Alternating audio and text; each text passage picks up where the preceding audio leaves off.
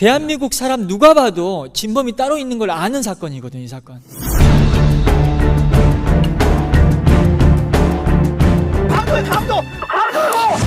과연 1분 40초 동안 범행이 가능할까? 나 아니잖아. 나 아니라고. 나 아니라고.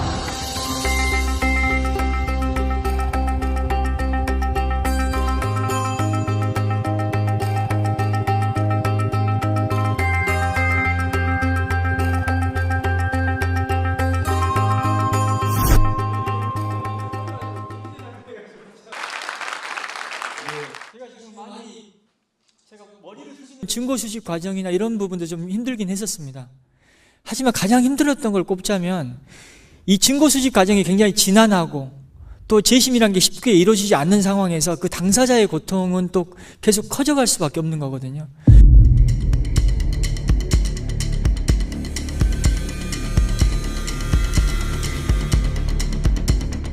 외부에 보도는 안 됐지만 이게 약을 먹고 자살 시도를 한 적이 있었고 또 원광대 대학병원에서 위세척도 한 적이 있었거든요. 그 당사자의 고통을 우리는 어떻게 케어할 수 없었습니다.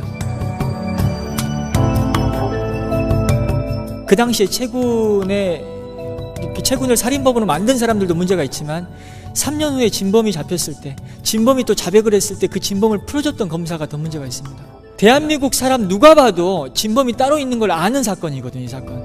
두 사람은 솔직히 옷 벗어야 됩니다. 남을 15살의 억울한 그 살인범을 만들진 않았지만 진범이 따로 있다는 사실을 알면서도 진범을 풀어주고 그 15살 아이가 억울하게 10년의 옥살이를 마치게끔 해버린 아주 잔인한 검사입니다. 두 사람은 반드시 책임을 져야 됩니다.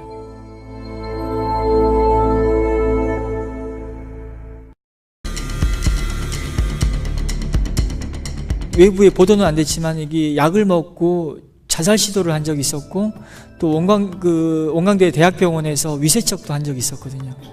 그 당사자의 고통을 우리는 어떻게 케어할 수 없었습니다. 그 당시에 대한민국 사람 누가 봐도 진범이 따로 있는 걸 아는 사건이거든요, 이 사건.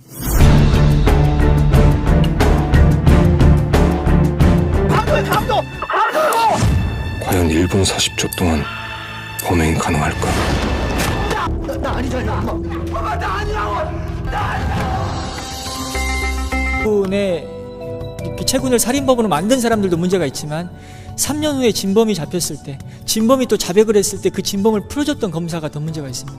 대한민국 사람 누가 봐도 진범이 따로 있는 걸 아는 사건이거든요, 이 사건. 두 사람은 솔직히 옷 벗어야 됩니다. 남을 15살의 억울한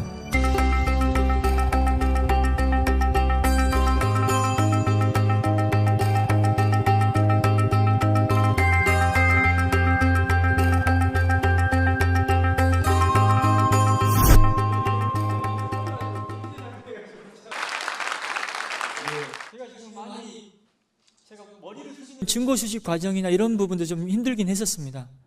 하지만 가장 힘들었던 걸 꼽자면 이 증거 수집 과정이 굉장히 지난하고 또 재심이란 게 쉽게 이루어지지 않는 상황에서 그 당사자의 고통은 또 계속 커져갈 수밖에 없는 거거든요.